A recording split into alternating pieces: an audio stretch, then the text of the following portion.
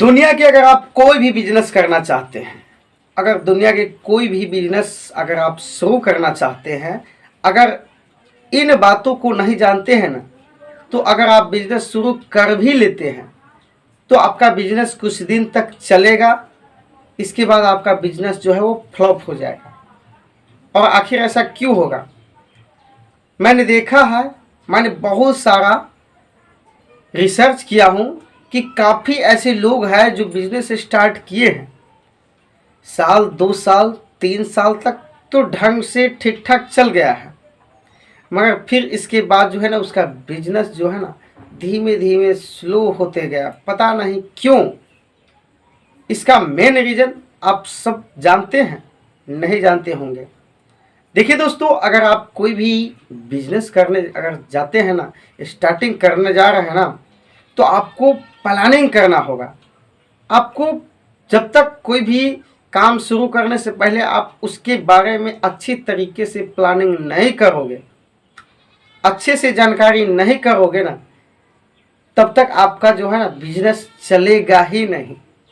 एक business idea आपको बताऊंगा दोस्तों, एक बिजनेस आइडिया भी बताऊंगा आप लोगों को। गर्मियों में अगर आप गर्मियों में शुरू कर देते हैं तो आप अगर सिर्फ और सिर्फ गर्मी में कर लेते हैं ना ये बिजनेस, तो आपका जो है ना दोस्तों 6 महीना लगभग गर्मी रहती है। 6 महीना तक अगर इस बिजनेस को शुरू कर लेते हैं तो आप आराम से साल भर बैठ के खा सकते हो। और धीरे धीरे अगर आप इस बिजनेस को अच्छी तरीके से जो कर लिए ना, तो आप जो है ना काफ़ी आगे तक जा सकते हैं। पहले कोई भी एक बिजनेस स्टार्ट कीजिए, एक बिजनेस शुरू कीजिए और उससे कुछ पैसे इकट्ठे कीजिए, कुछ पैसे इनकम कीजिए। इसके बाद जो है ना दोस्तों, आप कई तरह के, आपके पास जैसे ही पैसे आ जाएंगे ना, तो आपके पास तरह तरह के आइडिया, तरह तरह के नॉलेज आपको खुद ब खुद होते चला जाएगा। पर आपको बिजनेस कौन सा करना है वो तो मैं आपको लास्ट में बताऊंगा। पर उससे पहले ये बता देता हूं दोस्तों कि अगर आप कोई भी बिजनेस करते हैं तो सबसे मेन चीज़ जो है वो किन बातों को आपको जानकारी होना बहुत ही आवश्यक है। क्या है वो मैं आपको अभी बताता हूं। देखिए दोस्तों, अगर कोई भी चीज़ का शुरू करते हैं बिजनेस, तो आपको सबसे पहले जो है ना उन पदार्थ कौन सब, आप कोई भी सामान का अगर बिजनेस करते हैं, कोई भी चीज़ों का, जैसे कि हो गया कपड़ा का धंधा करना चाहते हैं आप, मसाला का बिजनेस करना चाहते हैं, ठीक है ना, तो आपको ये पता करना होगा कि कपड़ा की जो है सबसे ज़्यादा बड़ी मार्केट कहाँ है, कपड़ा की उद्योग कहाँ पे है, सबसे ज़्यादा फैक्ट्रियाँ जो है वो कौन सी जगह पे हैं, कौन से राज्य में है कपड़ा की सबसे बड़ी बड़ी उद्योग। तो आपको वहाँ से आपको पता करना होगा, वहाँ से आपको कनेक्ट करना होगा, ठीक है ना, कि वहाँ पे किन किन रेटों में कौन कौन से कपड़े मिलते हैं। वहाँ से अगर आप मंगवा करके शुरू करोगे ना, तो आपका काफ़ी जो है बिजनेस चलने की संभावना बढ़ जाता है। क्यों? क्योंकि जहाँ पे काफ़ी बड़ी उद्योग होता है वहाँ पे आपको काफ़ी अच्छे रेट पे काफ़ी अच्छे से अच्छे कपड़े जो है मिल जाते हैं। बहुत से लोगों को ये नहीं पता करते हैं, सिर्फ ये पता करते हैं कि हाँ जहाँ पे बड़ी मार्केट है वहाँ से होलसेल के रूप में कपड़ा खरीद लिए और अपना दुकान में लगा लिए, तो उनको क्या होता है, महंगा पड़ जाता है। और महंगा पड़ जाता है, इसके बाद जो है उसका जो है ज़्यादा प्रॉफिट नहीं हो पाता है, ठीक है ना। तो क्या है कि वो धीरे धीरे उनको मन में ऐसे लगने लगता है कि यार मैंने ये जो धंधा किया है ये शायद उतना बेस्ट नहीं है जैसा मैं चाह रहा था। एक रीज़न ये भी है। दूसरी रीज़न ये है कि अगर आप जहाँ से बड़ी बड़ी, जहाँ कपड़ा के उद्योग फैक्ट्रियाँ बड़े बड़े हैं, वहाँ से अगर आप कपड़े लाते हैं, वहाँ से आप डायरेक्ट कपड़ा मंगवाते हैं, तो आपको सस्ता में मिलेगा। और यहाँ पे अगर आप जो बेचोगे ना, तो आपको काफ़ी अच्छी प्रॉफिट पे जो है आपका अच्छी मार्जिन बच जाएगा। एक तो ये ध्यान रख, अगर मसाला का बिजनेस करना चाहते हैं तो आपको ये ध्यान पहले सबसे पहले ज़रूरी है जानना कि मसाला जो है वो भारत के कौन से राज्य में कौन कौन से मसाला की जो है उत्पादन ज़्यादा मात्रा में होती है।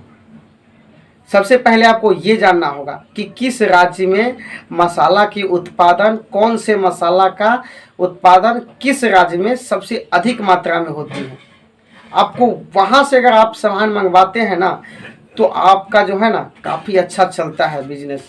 ये जानकारी आपको होना ज़रूरी है। चाहे कोई भी प्रोडक्ट है, कोई भी प्रोडक्ट, किसी भी सामान का अगर आप धंधा करना चाहते हैं तो इससे पहले आपको जो है ना किस राज्य में कौन सी चीज़ों की जो है मात्रा वो सबसे ज़्यादा होती है और कौन से प्रोडक्ट का, कौन से सामान की डिमांड किस राज्य में है, ये आपको पहले जो है आइडिया लगाना है कि किस राज्य में सबसे ज़्यादा कौन सा प्रोडक्ट की उत्पादन होती है। और तीसरा नंबर पॉइंट है कि कौन से स्टेट में, कौन से डिस्ट्रिक्ट में इन चीज़ों की जो है डिमांड काफ़ी ज़्यादा है। अगर उन जगहों पर अगर आप धंधा करते हैं ना तो आपका 100% जो है कोई भी काम जो है काफ़ी अच्छा चलेगा। ठीक है ना दोस्तों। तो ये बातें हो गई आपको बेसिक सी। दूसरी बातें आपको बताता हूँ कि अगर आप गर्मियों में शुरू करते हैं तो एक आइडिया देखिए, बहुत से ऐसे भाई हैं जिनके पास कम पैसे होते हैं, कम पूंजी होते हैं, वो चाहते तो है कि मैं कोई बिजनेस करूं पर कर नहीं पाते हैं। क्यों? क्योंकि उसके पास पैसे नहीं होते हैं, इसीलिए वो कर नहीं पाते हैं दोस्तों। तो अगर थोड़ा बहुत इतना तो जरूर है कि 30,000, 35,000, 20,000 रुपया जो इतना तो जरूर लगा सकते हैं। अभी के डेट में 20,000, 30,000 रुपया जो है ना कोई बड़ी बात नहीं है। ये बात आपको भी अच्छी तरह से पता है।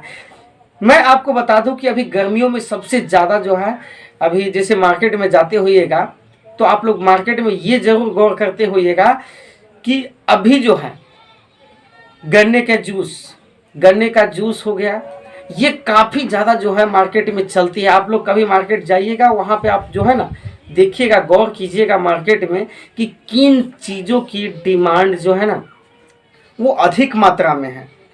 जो भी चीज़ों की डिमांड अधिक मात्रा में होती है, जहाँ पे ज़्यादा कस्टमर की भीड़ लगी हुई होती है, उस चीज़ों पे गौर कीजिए। कभी मार्केट जाते हैं तो इन चीज़ों को आप लोग गौर नहीं करते हैं। ध्यान दीजिएगा, तरह तरह के लोग जो है बिजनेस कर रहे होते हैं। आप ये सोचिए कि ये लोग जो कर रहे हैं इसमें क्या मैं बेहतर कर सकता हूँ।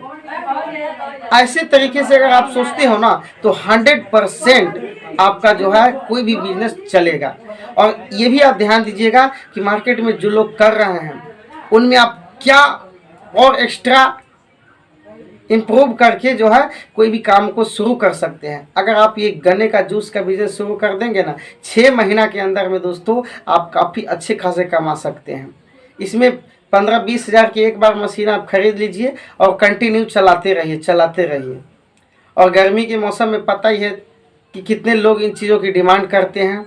तो गन्ने का जूस एक बहुत ही बेस्ट ऑप्शन है लो इन्वेस्टमेंट में, जिनके पास कम पूंजी है वो। तो दोस्तों आपको ये वीडियो कैसा लगा कमेंट करके ज़रूर बताइएगा। अगर आपको बिजनेस आइडिया से संबंधित नए विलेज कि कौन सी विलेज में कौन सी चीज़ों की ज़्यादा मार्केट में डिमांड होती है, कौन सी चीज़ें की ज़्यादा दुकान चलती हैं, आप नए बिजनेस आइडिया जानने के लिए इस चैनल को सब्सक्राइब करके घंटी को जरूर दबा लीजिएगा। Thanks for